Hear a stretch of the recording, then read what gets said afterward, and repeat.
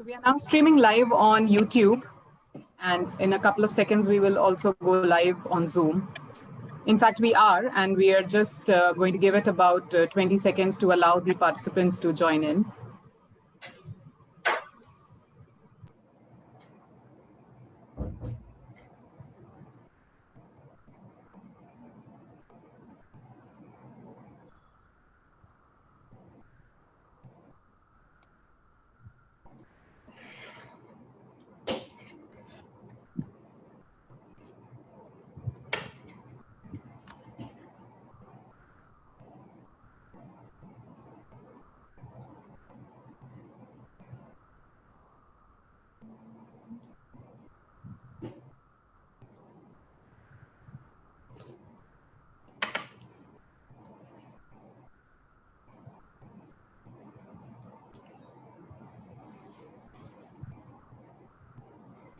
Good evening, everyone, and welcome to the third and final edition of the Innovation First Online Salon, a three-part monthly series where communication leaders discuss all things innovation.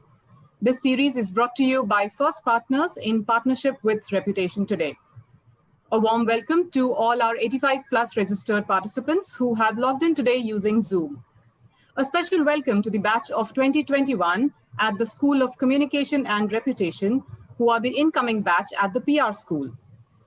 This session is also live streaming on the Reputation Today YouTube channel at bit.ly, Reputation Today on YT.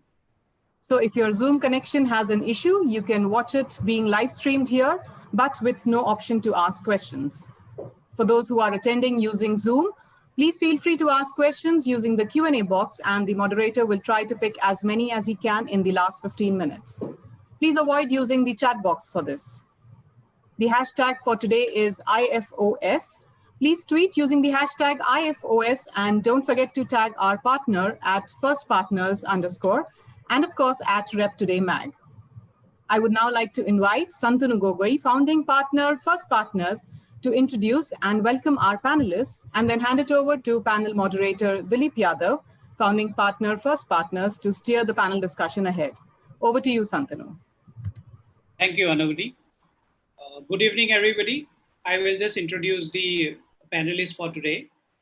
Amrit Ahuja from Michael and Suzanne Dell Foundation, Anasuya Ray from Mars Wrigley, India, Arun Gopalakrishnan from Bayer, India, Bhavna Singh from OPPI, Josna Ghosal from MSD India, Latika Taneja from MasterCard India. I have always believed that one should never let a serious crisis go to waste. If anything, the COVID challenge has shown us that this is an opportunity to do things you think you could not do before. At the policy level, I feel the urge to innovatively seek opportunity in adversity, which will be very good for our industry. Look forward to an interesting session today. Over to you, Dilip, to start the session. Thanks, Shantanu. So I welcome everybody. The topic today that we have is innovative policy communication during and post the lockdown. I would like to start by giving my own observation. I believe that while this lockdown kind of froze the economy and everything was kind of frozen into its tracks, however, the government of India has been extremely active. The number of policy initiatives which we saw coming through, and some of them which have been stuck for a very long time, have been kind of unprecedented. So the question that raises, is it because suddenly the government became more efficient, or does it have something to do with the fact that the central government had more powers with the Disaster Management Act in force and opposition being muted? So how has this impacted the democratic process? So these are some of the questions that we can take. The core question, as in the we would like to inquire today, is that how has the policy communication changed in this environment?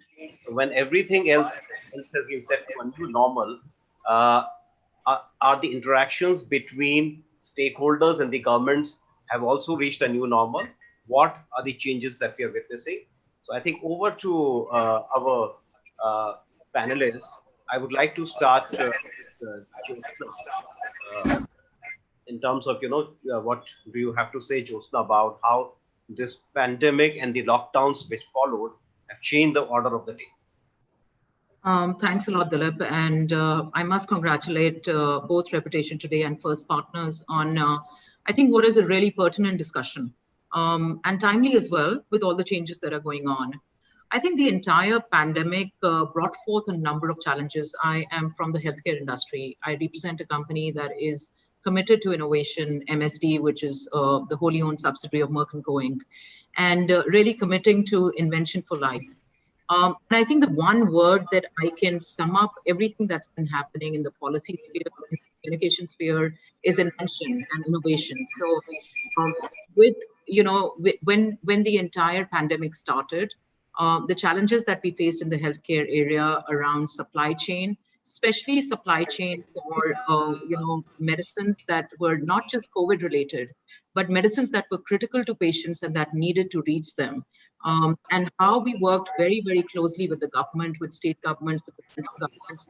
I think the kind of engagement across stakeholders from the government level was unprecedented.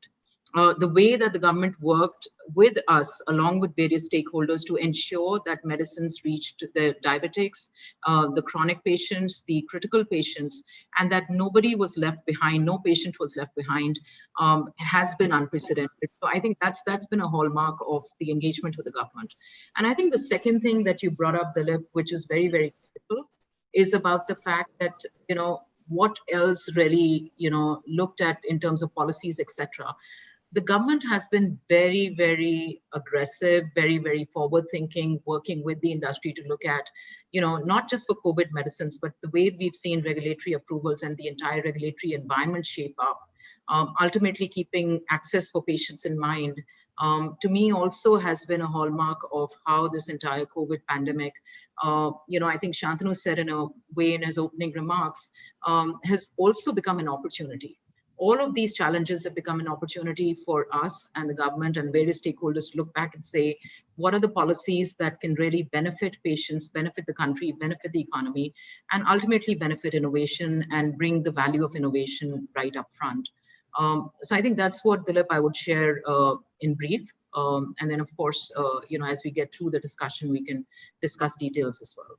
Yeah, so I think, I agree. I think a lot of innovation has actually come from the government side during these times, and it would be interesting to know how much of that is also being followed up and reciprocated by the corporate sector and the bodies and influencers working in this space. So Amrit, would like to have your perspective from the education side. How the whole environment has really been recast, because education is one area where we saw that there was a lot of action. So while everything was not working, the education industry was fully active with lots of people adopting to learning and using the time to use that time to kind of learn and pick up new skills. So over to you, Amrit. I think you're muted. Thanks, Dilip. And once again, congratulations to First Partners and Reputation Today for putting together this series. And I think this one particularly is very important because a lot of comms professionals are struggling as to how can they integrate policy communications. And I think the time has never been brighter for comms professionals to integrate as policy communications. And a very recent example that I'd like to take is, since I consult the Dell Foundation, and they really believe that how do they make a difference to everybody who's living in urban poverty, especially children, through education, how can they have a better life?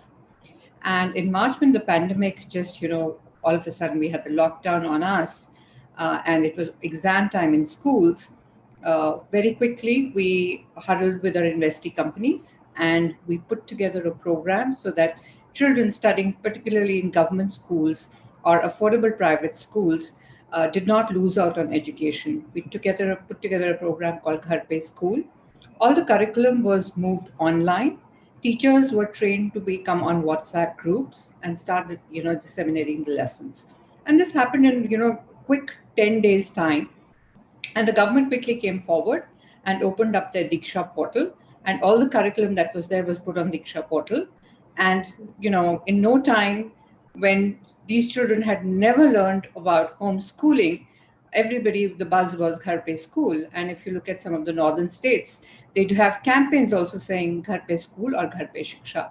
And this was really something that I, with my team, led at the Dell Foundation, so that everybody integrated on that one simple phrase of Ghar Pe School. And I think that was something that really caught on with the government also. They called us on for a consultation, and we did give them the best practices that we were using. And sure enough, on sometime mid-May, Nirmala Sitharaman announced some of the key things that would be done, which is like the e-Vidya program, how all government schools need to have technology enablement, how teachers need to start getting trained, and so much so that realizing that not all children would have access to a device, we went back to the roots. If you remember, when most of us were growing up, there were lessons on television also. Once again, now Doordarshan has lessons on television. One step further innovation, a lot of remote villages where even television might be scarce, education is imparted through loudspeakers. And you will see a group of children sitting around a loudspeaker and listening to a lesson. And that's exactly what Ghar Pe School is. And the swiftness with which the government moved on making sure that this happens is something that we had not seen for very, very long. So I just like Jyotsna said, the time is just right for India to make a lot of changes. There are a lot of policies that are going to change. And, when I come back, I will talk about the national education policy also, which has got introduced after 35 years, and how a lot of the investee companies of the Michael Susan Dell Foundation and us really helped in framing that. So I think recreate yourself as a comms professional, keep your ear to the ground. It's not difficult at all, but devise campaigns which really help the government, see you as a consultant and work with them on changing some of the policies. So my next question, thanks, Amrit. So my next question would be to Bhavna. Bhavna, you work for an industry association, uh, and where there was a lot of action. So healthcare industry is where all the attention was during this period. There have been a lot of policies which have also come out, which are now allowing. I think we have never seen such faster approvals to medicines and vaccines. Like Russia went ahead and kind of launched a vaccine, maybe premature, controversial. But your perspective on how has this kind of shaken everybody up from a slumber to look at the healthcare industry far more seriously and far more actively from the policy side? Thank you, Dilip, for the question. Good evening, everybody. And before I answer that question, want to quickly thank First Partners and Reputation today for inviting me on this panel. Yes, Dilip, you're right. The COVID crisis did wake up a lot of people, institutions, and really put everything on fast track. And I represent an organization which is an industry body of research-based pharmaceutical companies in the country. So innovation is basically the DNA of all our member companies. And as an industry body, we look at the entire healthcare from the patient's eyes. So we keep the patient at the center of all that we do, all that our members do. And that is how, even during this pandemic, we worked with our members, we worked with the government. And rightly said, there has been a sense of urgency that has never been seen before. There is a sense of purpose, which is very topical, very relevant, and very critical at this point in time. And most importantly, I think everybody is looking at it from the patient's perspective, which is very critical. So the policies that we are looking at, the discussions that we are having, these are all very, very patient-centric. And most importantly, like how both Amrit and Jyotsna mentioned, innovation is the enabler, is the driver, but more importantly, what we are seeing is a sense of collaboration. And health being a state subject, there is extreme need for collaboration between the state and the center, between industry, academia. There are various stakeholders. And like all my colleagues here will agree with me, policy communication involves various stakeholders and, engaging with them, keeping the conversations on, keeping the consultations on, like how Amrit said, looking at being a consultant and a ear to the government. I think these are all very critical, especially while looking at patient-centric healthcare policies, which the government has really been pursuing. And like how Shantanu said, it's the pandemic has thrown open an opportunity for the healthcare sector to get its well-deserved recognition. Thank you.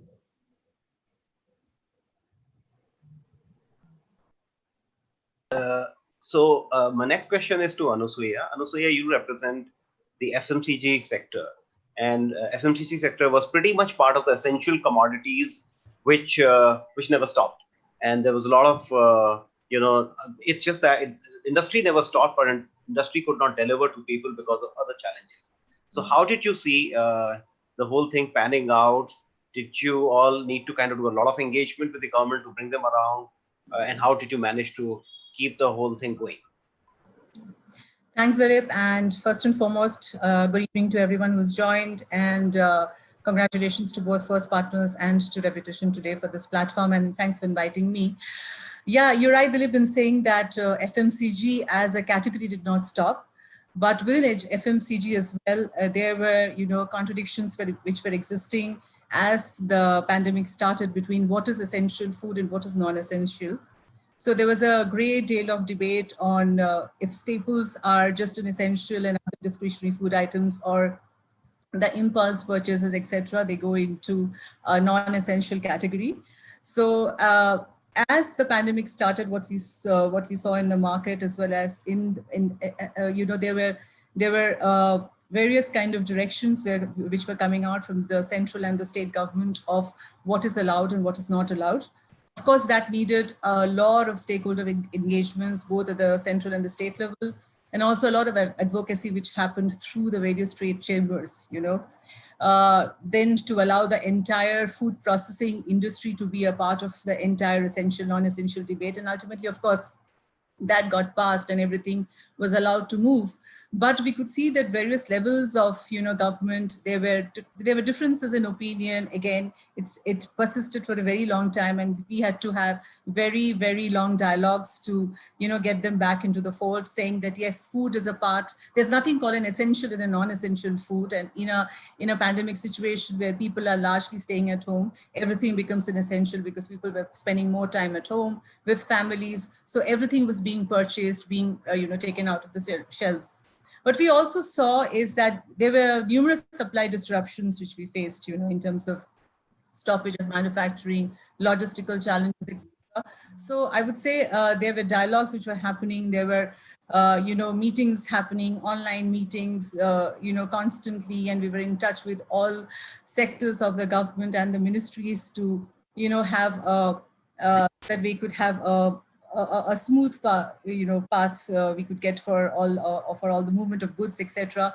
So I could see there was a lot of partnership which was happening both from the public face of the government and from the private enterprises, from the government, from various industries, etc. So yeah, there were disruptions, but we managed through the disruptions, and they were and what we also saw is that the rise of e-commerce, especially online deliveries, etc. And FMCG was very quick to jump on that and use those platforms to reach consumers.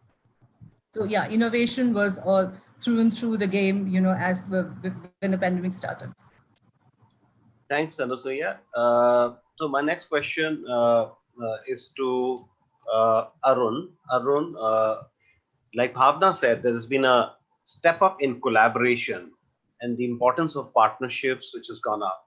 I'd like to have your perspective on the partnerships, which I think you early talking about partnerships and value of innovation. So how do you see that whole thing developing during these times? So Dilip, first of all, absolutely privileged to be here. Thank you to First Partners and Reputation today for having me here.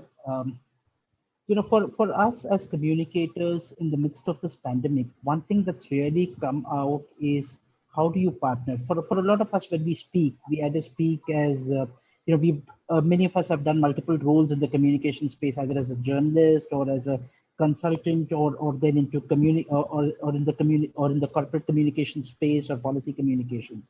The most important takeaway from me from this last 4 or 5 months is partnering. We cannot afford to live in silos. When we talk about policy communications, we may have differences of opinion in terms of what's being done by the administration, whether it's good, bad, or whether it's sufficient or not sufficient. But whatever has been achieved so far, either from the corporate side and with the administration, this would not have been possible without adequate partnerships. I speak for, especially for the organization that I work for, there. We are at this intersection of two key sectors. One is agriculture and one is healthcare. Two of the key sectors that's really faced the brunt in the midst of this pandemic. Would we have been able to get the basic seeds or the agro chemicals that were required for farmers prior to the Kharif season without support from the administration? Obviously, it wouldn't have been. Would the administration have known what is required without corporate India reaching out to them and providing them a broad idea in terms of what are the challenges that they are facing, and also solutions in terms of how this can be these challenges can be overcome. So the underlying point for me, as you very correctly said, is partnerships, and I don't think it will come to an end as and when things gradually start to reopen and all of us come back to more or less the old normal, as we say. In the days ahead, two things is: one is partnership, and second thing is the increased value of innovation. There are challenges out there on ground. How do we get innovation to the stakeholders? As we go ahead in this conversation, I'm happy to speak about that. But in my belief, these are going to be the two key points that are really going to be essential to further the conversation, both from a policy as well as a communication standpoint. Thanks, Dilip. So last but not the least, Latika. Latika, you represent the payments and the financial services sector, where a lot of technology is deployed. Like Amrit was also earlier talking about the growing importance of technology. How did you see, the whole technology piece coming in with the payments space, or anything which you want to talk about on innovations which you saw?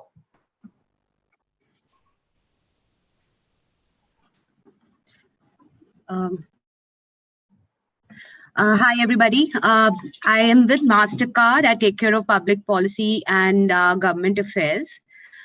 So as Dilip rightly pointed out, and there's been a joke going around in social media, what prompted the digital transformation in your organization? And there are three choices: CIO, CEO, or COVID. It's definitely been COVID. And there have been a lot of things that we have been talking about in terms of advocacy of digital payments, how there is cost related to cash. Cash can be a source of infections. How does it, cause difficulty for the people who are not financially included? How do you track cash? Whole lot of those things. And COVID, in a way, 19 has brought that to the forefront. So this big challenge that our business has been facing over the years about the behavioral issues relating to cash, which are very traditional in the mindset of people, and also with respect to technology adoption, how consumers, merchants, traditionally people find it difficult to adopt cash. This big crisis has kind of made that whole thing much more, which was gradual, the transformation much faster. So the way MasterCard, at MasterCard, we have responded to the crisis has been that we gave a fillip to our entire digital literacy campaigns across the world. We partnered with the government on various issues which were facing governments across the world, like migrant workers, MSMEs, and small merchants. consumers, how do they track digital payments, and whole lot of those things. In terms of new innovations, we introduced last month, we introduced a product which is like a POS on your smartphone. So merchants don't even need to have a POS device, buy a POS device to accept digital payments. So from literacy to product to policy, we have touched upon all those things when it comes to policy advocacy. And thanks to the government of India, which has been the biggest advocate of digital payments, we have been able to make a lot of positive changes, especially in these 3-4 months. For example, if we would have seen, government has made a very robust infrastructure of direct benefit transfers. As we know, Indian population with the Jan Dhan bank account is mostly banked. So it became easier to transfer funds into the accounts of people who needed those payments. Cards, for example, we all know how easy our life was made with digital payments. We could buy anything from anywhere, from our local Kirana store to an e-commerce website, how digital payments made it much more convenient and also safer. We also worked with various e-commerce websites to run incentive-based campaigns so that people are motivated to use digital payments.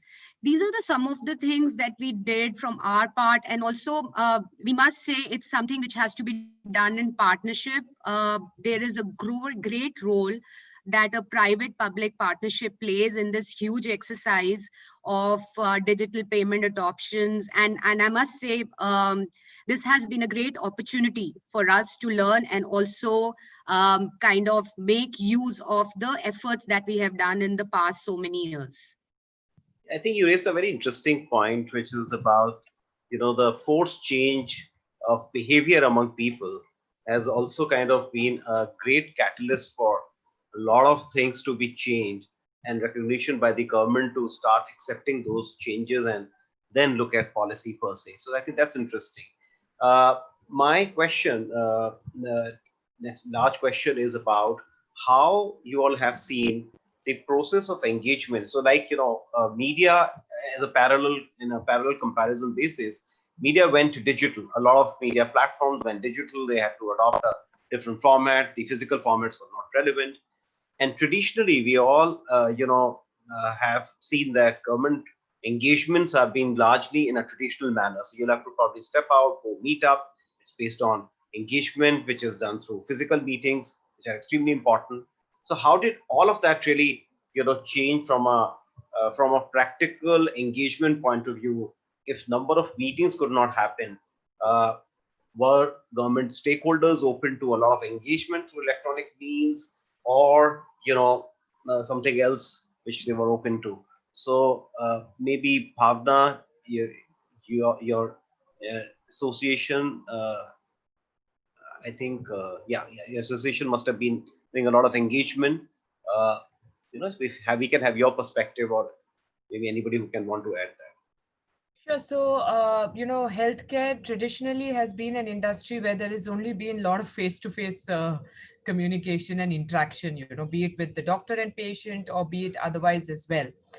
When you are talking about digital, there are two aspects to it. One is that, when you look at healthcare behavior, and the way patients are now expecting healthcare to be delivered, that in itself has undergone terrific amount of transformation and positive transformation, if I may add, because technology has been a positive disruptor. So we are now looking at many things that we have not seen before. For example, teleconsults, things of telemedicine is coming up in a big way.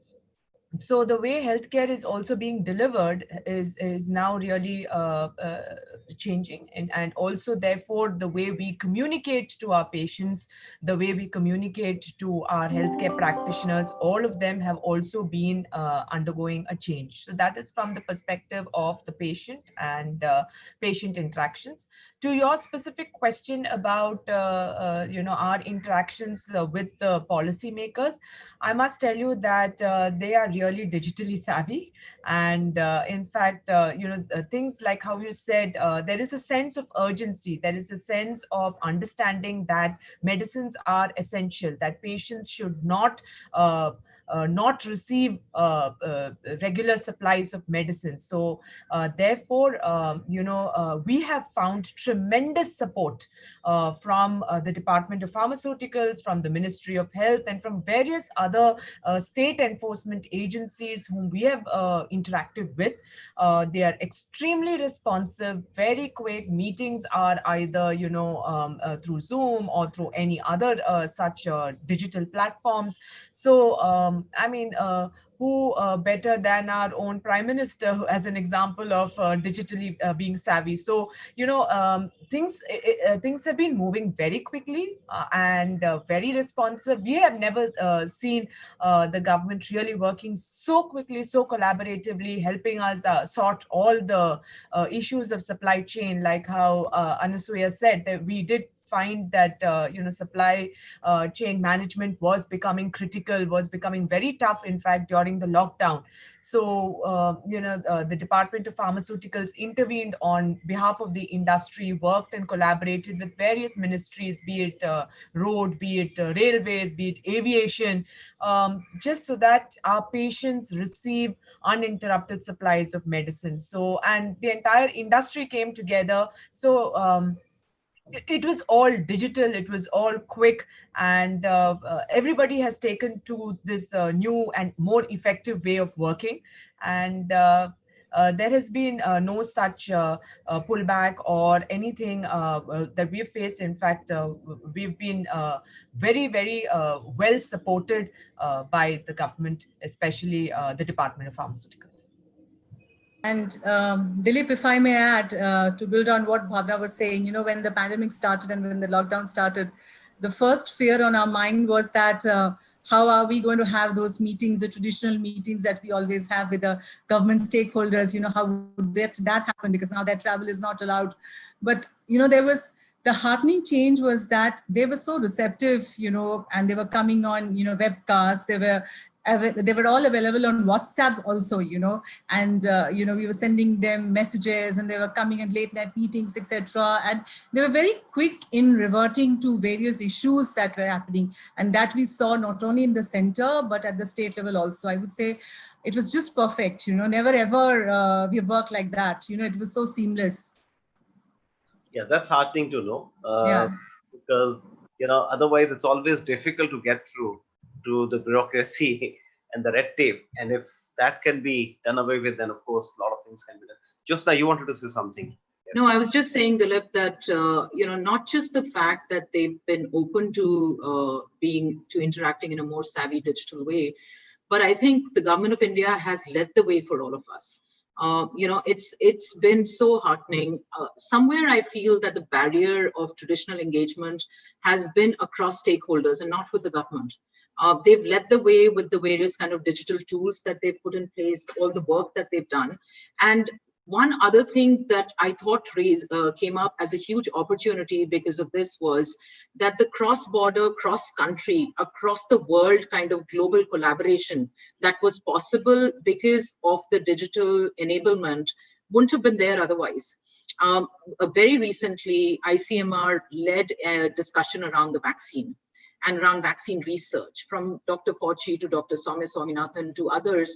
Everybody was a part of that debate, which wouldn't have been possible otherwise. If we would have thought about the traditional way of everyone flying in, of everyone having a discussion, having these big sort of large meetings, we would have missed out on just the richness of the discussion, which went from discovery to approval, to access, to launch, to access, and to innovative ways of providing access to the COVID vaccine for when it comes out. And that kind of richness of debate, I think it's really kudos to the government of India for leading this entire change. And they've changed how we think. Organizations like ours are rethinking about, and I'm sure others as well, about organizational priorities, about design, about being more digitally savvy, and about adapting the newer ways of working, which I can tell you for sure, even if we go back to whatever we call normal now, say in a couple of years, all of these best practices that we've learned, most of them will continue because they've it's defined to us that a lot of things, a lot of practices were defunct, and that there were newer ways that we could adapt and be absolutely more effective. So I just wanted to underscore that there. So clearly, yeah, absolutely. I think efficiency is the name of the game here, and I think it's far more efficient to connect and engage electronically than physically, and that itself is, I think, going to bring about a lot of change. But the bigger question is that how much of this is going to have a residual, effect, and what opportunities probably will emerge from that when we start going back to the physical world. How much of people will kind of go back to the original mode, or will they adopt the new ways? So any perspective on that? Amrit, do you have a few you want to share? You need to unmute yourself. I'm sorry about that. Yeah. So I think, just like everybody has said, I see two things. One is that there has been a big behavioral change, both from the government side and from all corporates, and that's what I'm listening. Everybody collaborated with their strength. There were a lot more collaborations that came across, whether it was companies coming together or it was government and the companies coming together. There was a lot of collaboration. A lot of forums were created so that, there are things done with whoever has an edge. Just like at the Michael and Susan Dell Foundation, we don't work in the healthcare sector. But what happened was ACT, which is a startups community which was put together by Sequoia, kind of put together a fund together to lead with technology startups to, fight COVID. And that's been 100 crore fund. And so all the companies just said, okay, I can come together under a body and I can, at least lead with what can happen. The second behavioral change that happened was, of course, the digital communication. That's been far, far, that just like we leapfrogged into that. And from a communicator's point of view, I think what happened was we all started thinking of campaigns which fit in a phone screen. Because government is also phone savvy, WhatsApp savvy, I think that was the big change that we had to make. And even when we go back, I think digital first will continue to stay. So now's a good time to invest in everything that you're doing digital. How do you do photo storytelling? How do you do short video storytelling? Or how do you use different, how do you spruce up your digital presence? Because, media is shrinking, and how do you do that? So just to give another example from a campaign that I've led at the Michael and Susan Dell Foundation, the campaign is called Road to Recovery. And the Road to Recovery has basically brought together, like I spoke about, funding, brought together skilling, brought together consortiums which will try and bring migrants back to work, which will retrain a lot of people on different kind of jobs, and work with the government like the National Skill Development, give them consulting on how you can do that. So, if for something as complex as the Michael Susan Dell Foundation, I just have two campaigns running. One is called Ghar Pe School and the other is called Road to Recovery. And that's the simplicity. Every time a government person gets a message from the Dell Foundation, it's about Road to Recovery or it's about Ghar Pe School. And if I go into the layers of it, it's very complicated. But the simplicity of the messaging that we've been able to create because of this, even with policy communicators, is a fantastic. And I have to say that I had to fight lots of battles to use a phrase like Ghar Pe School, because a global company wants global campaigns. But I was like, no, it's not about homeschooling. In India, it's about Ghar Pe School. So I think the shift for all of us as communicators is also going to be, how do you think more localized? How do you think of hyper-local services? How do you think of hyper-local products? And how do you get the government involved in those dialogues, all again through a screen? Because I think that's not going to change. The mobile is what's going to be the future for communicators like us. And we probably need a university which teaches us mobile communication or a mobile PR.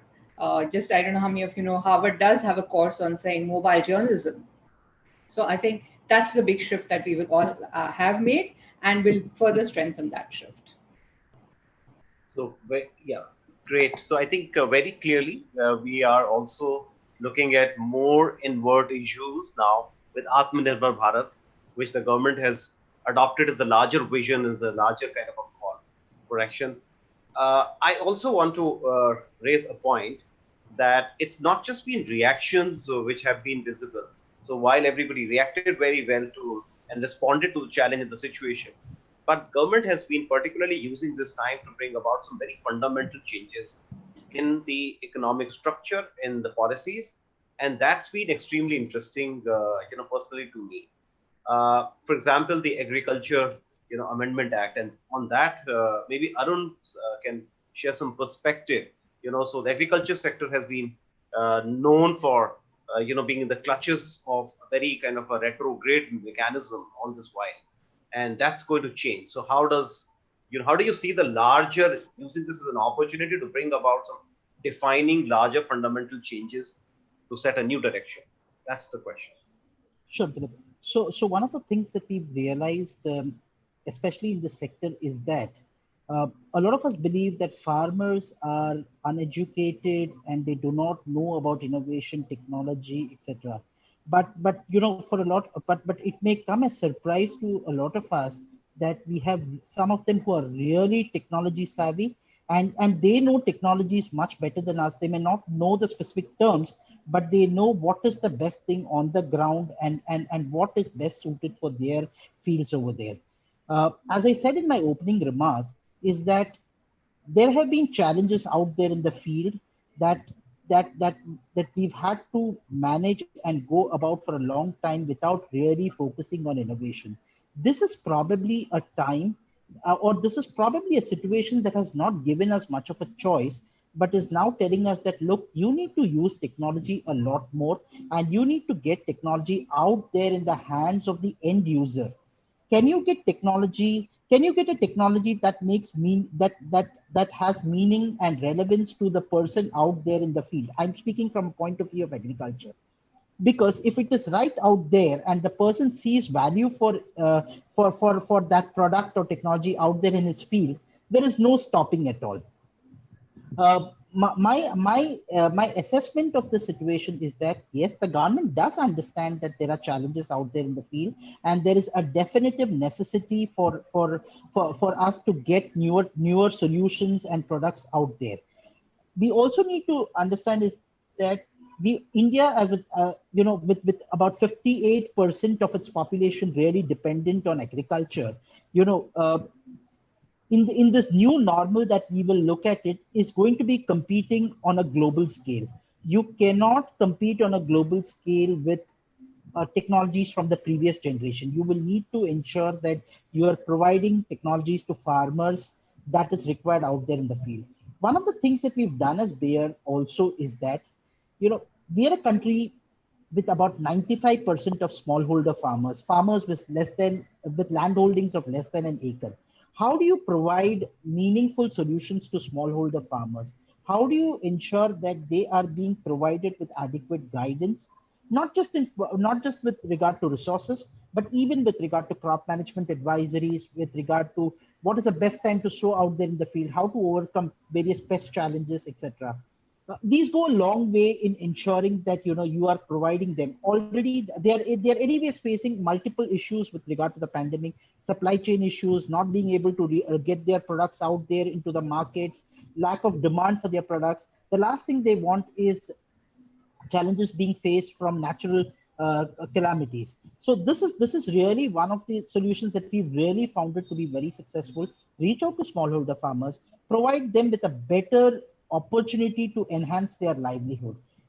For any farmer, if that is possible, I think that provides him with a great opportunity to not just look at farming as a opportunity for livelihood, but as in any other sector, it can also be seen as a remunerative business that will improve his socioeconomic status in the long run. So thanks, Arun. So Latika, from your perspective, how has the global versus local debate, really changed things, or kind of has it kind of helped, or has it kind of put a challenge? Considering Indian government has also been pushing for a lot of local patent solutions. So I think a very important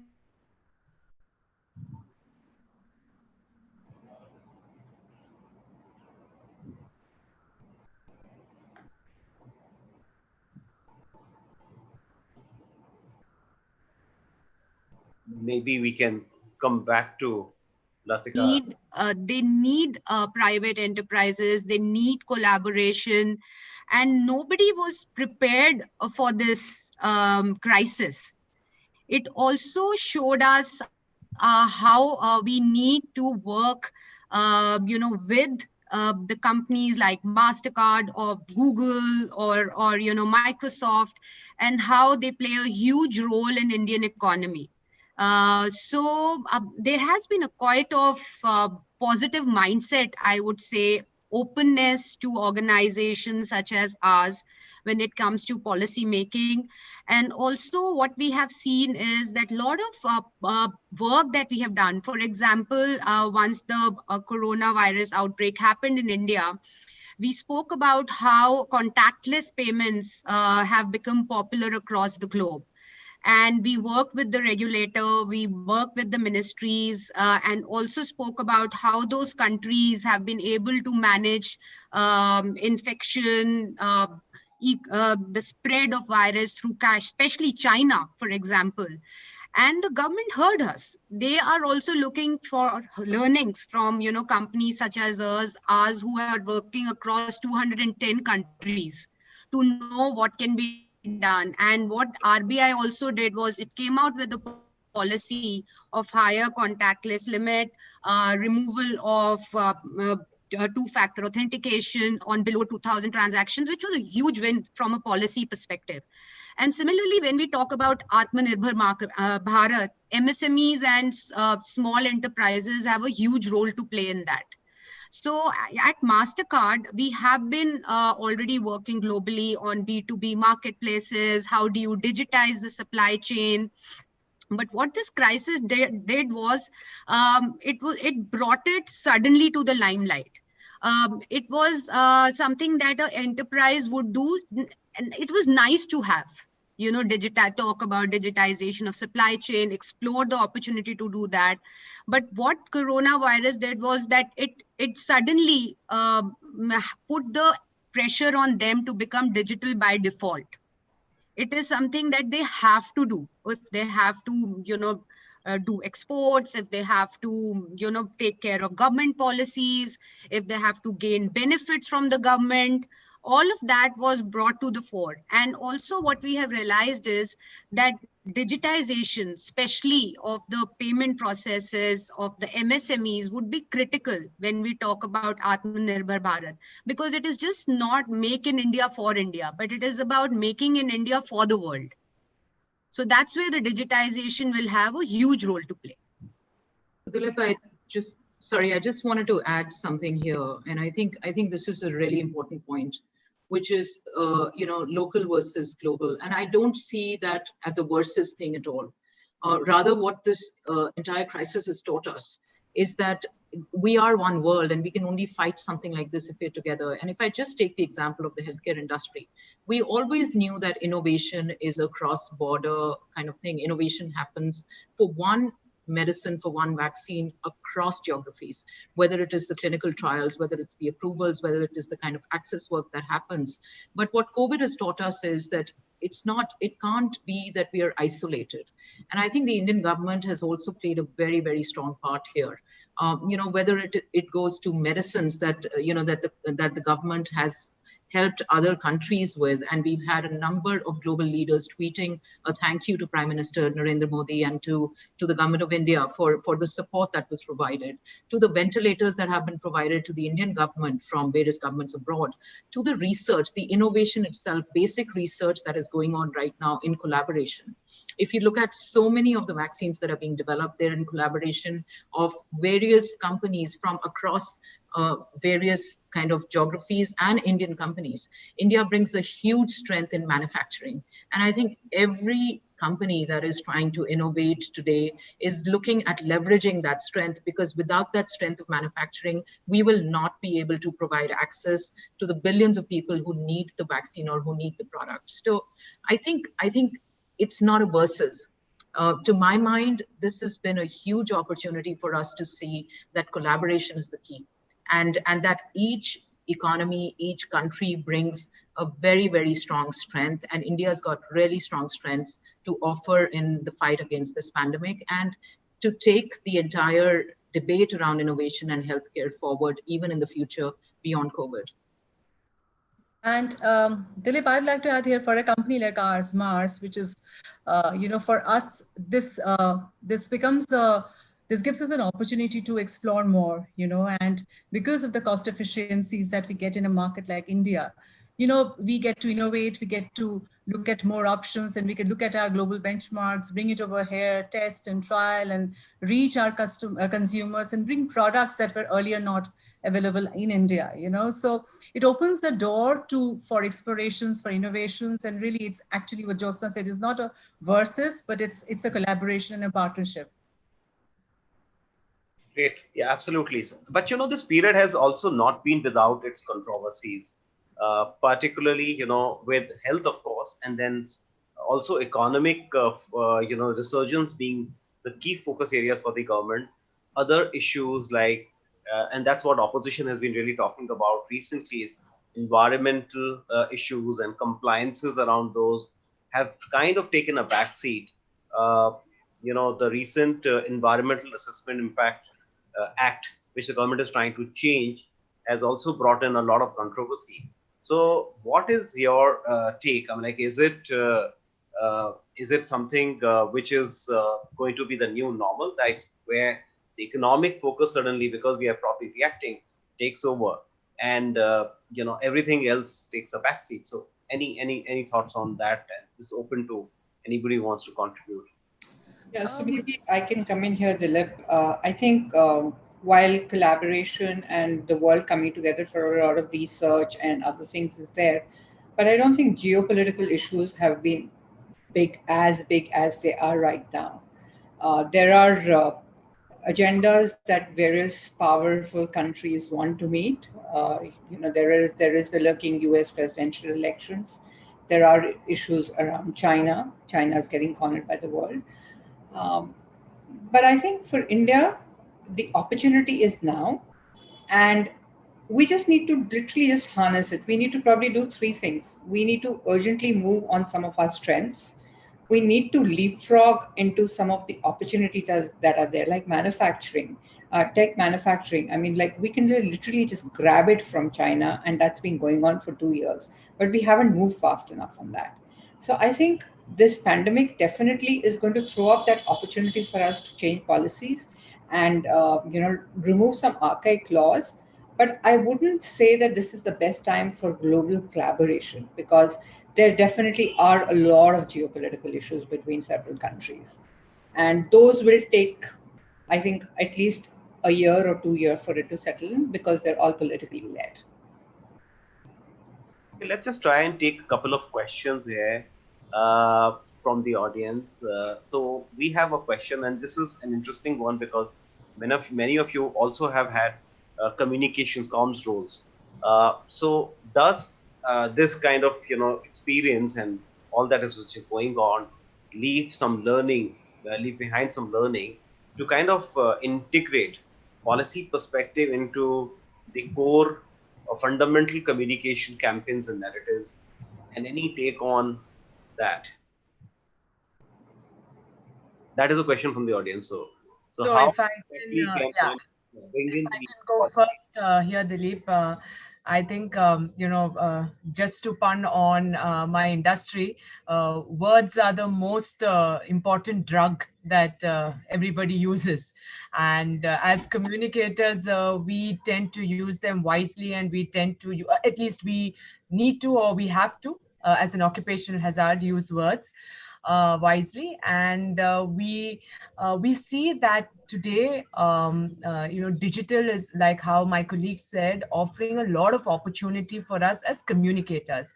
But the question of bringing in a policy perspective to make the communication more valuable and more purpose driven is something that we as communicators, as policy communicators, have a responsibility. So it is more of listening, less of talking, when it comes to policy communication, that helps us to draft object and outcome driven communications. And I'm sure that my fellow panelists will agree that ours is the most difficult job to quantify.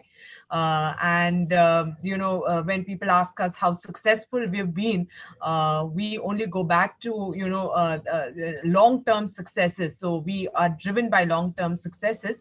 But the most critical and the most important fact as a communicator is that we need to be consistent, and we need to be perseverant, and we need to always have the underlined purpose of our communication clearly spelled out and defined.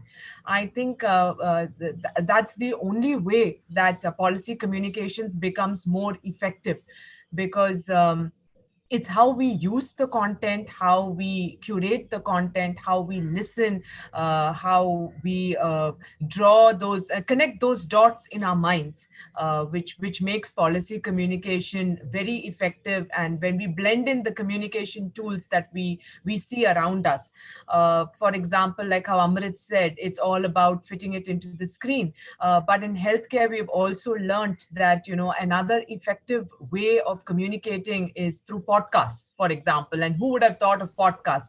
But, podcast gives you that amount of time, that amount of captive audience, and more of detailing that can be given.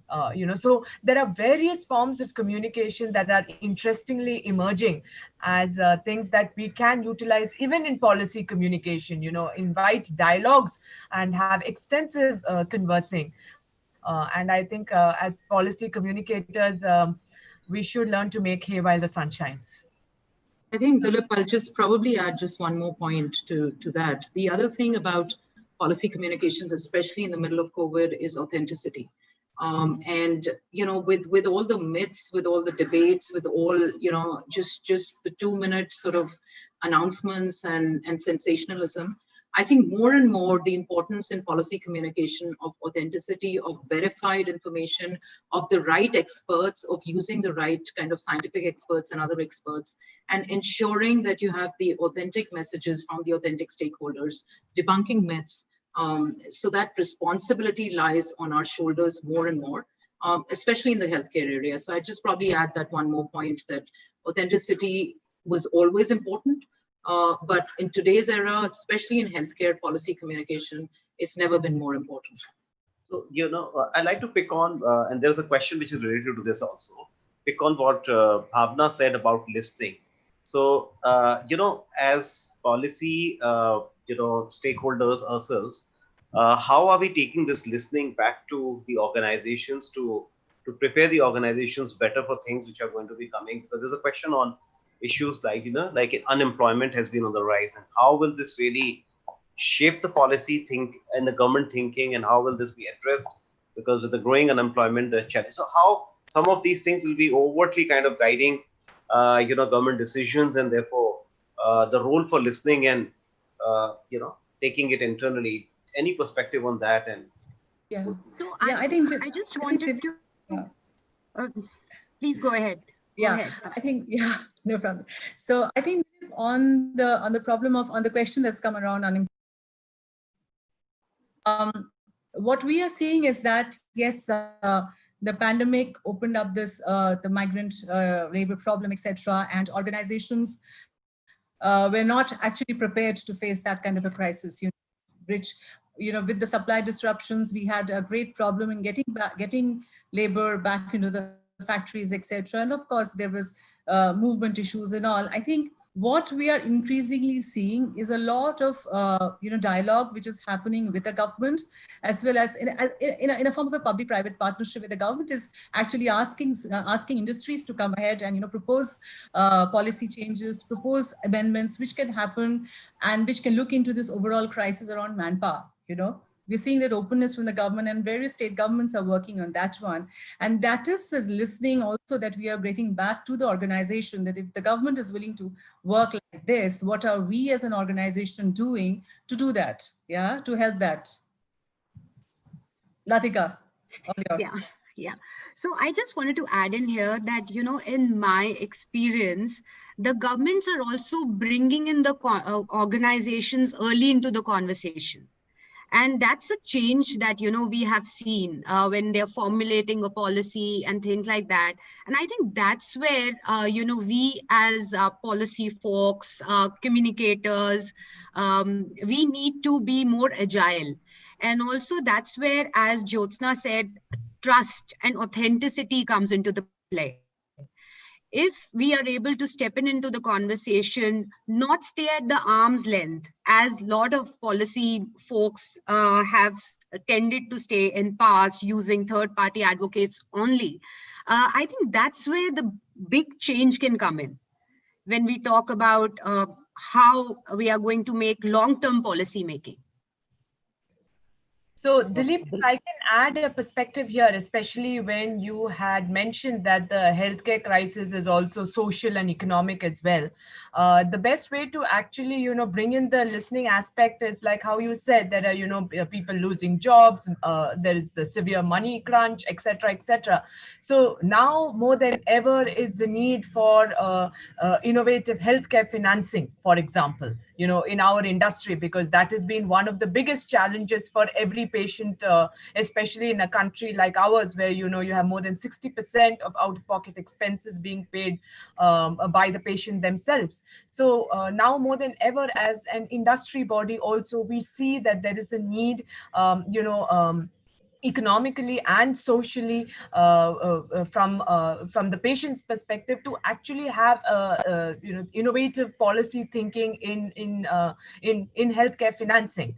There are various models globally that have worked. So, and as an industry body, it is our responsibility to therefore take back that listening, take back that input, take back that insight, and help shape that policy environment which is conducive and favorable to the patients in the country. So we do see this as an opportunity where we can use the situation and address it in an innovative manner so that it benefits our patient ultimately.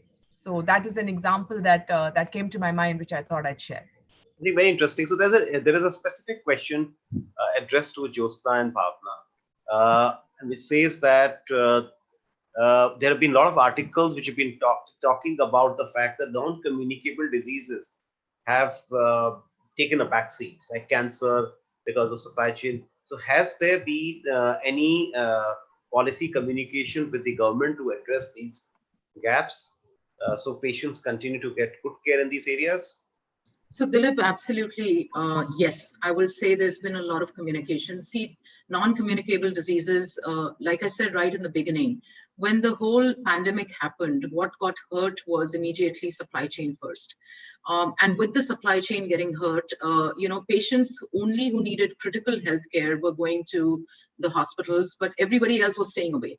And with the supply chain getting hurt, there was a fear that patients who needed for their NCDs, they needed regular drugs, etc., were not going to be able to get them, and there's going to be a shortage. And I think the way the government worked to address all of that was unprecedented. So first was to ensure that those patients got their medicines. The second part was the fear of the pandemic and not seeing a doctor, and not therefore, continuing with their treatment for NCDs, thinking that, that could be kept in abeyance, and just this whole fear around COVID, around the criticality of it. And I think that was addressed through various factors. One, Bhavna brought up earlier, which was the digital sort of way that doctors started seeing patients, and the whole consultative process with the doctors changed completely.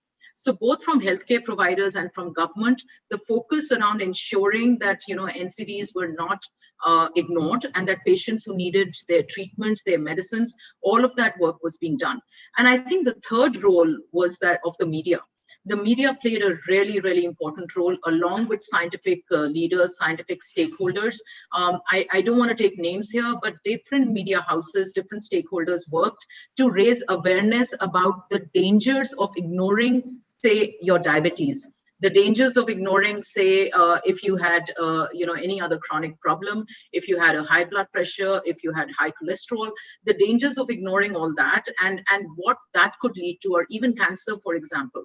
And that, I think, Dilip, was completely unprecedented. And the last I have to say, from an organizational perspective, one area which for all of our, companies who innovate in the country, who, for example, do clinical trials, patients who were on critical drugs, for example, for oncology, who we needed to ensure that the continuity was there and was maintained despite the lockdown, despite any kind of physical. There were patients who were, for example, flying down to trial sites to get their next sort of treatment.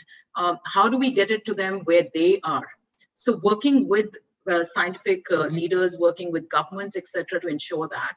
So all of those aspects, Dilip, I think have shown a strong commitment towards patient healthcare, towards ensuring that while the focus is there on COVID and has to be, all of the other is not ignored. And the industry associations, the government, the doctors, scientific leaders, all bodies have come together. The supply chain bodies, everyone has come together to ensure that. And the media. And us communicators also have played a really important role there. Just to add here, Dilip, I mean, all that Jyotsna said is what we have been doing, but also to add, let's say, a policy communication perspective to this, and what we have been going ahead and asking the government, and also talking to patient groups and to patients at large, is that while the lockdown and the COVID situation has created some bit of apprehension for disease management of let's say diabetes, not only diabetes but also vaccinations, for example, people skipping their doses, not being regular, etc. So there have been these trends that we've noticed, and again to take what you said, use this listening, use this understanding to go back to the government and now ask for a robust OTC policy, which we don't have in the country at all. So it's all, dovetailed to having more responsive, more forward-looking policies, more agile policies that's going to help help and benefit patients at large, widen access to medicines. In India, we don't have a well-defined OTC policy, and now with more self-medication coming in, people apprehensive about going to hospitals, it's very important to empower patients. And the right way of doing that is to guide the patients with the policy framework that is there. And as an association, these are the things that we're doing. We're working with the government in order to help, bring to light such issues and the need for such forward-looking policies. So I think we are pretty much with the time now, like on the time. So I would like to say, I think Bhavna, what you concluded with, I think that sets the context, and I think for the future to come, I think clearly I completely agree that this has really been the time when the government has really been progressive and forward-looking, and that is something which is going to set the tone for policy making to happen in the future. India is a large country, and we had challenges in taking policy decisions which were focused on probably more modern segment, because we still have people who are in the traditional segment, but this crisis has kind of changed that forever. We are trying to play a lot of catch up, and this will set the tone for the future. So I think with that good discussion, and thank you everybody for joining us today. It was a great discussion, and we look forward to more such engagements on policy discussions here. Thank you. Thank you. Thanks. Thank you, Dilip. Dilip, thank you so much for moderating this fantastic session. It was indeed an hour filled with lots of learnings and takeaways for all of us. I would like to thank our panelists, Amrit, Anasuya, Arun, Bhavna, Jyotsna, and Latika for their time and their insights today. Thank you to all our attendees for taking the time out this evening. Follow us on Twitter, LinkedIn, Facebook, and Instagram at RepTodayMac for updates on all our upcoming offerings. See you soon, everyone. Thank you. Thank you. Thank you. Bye. Bye.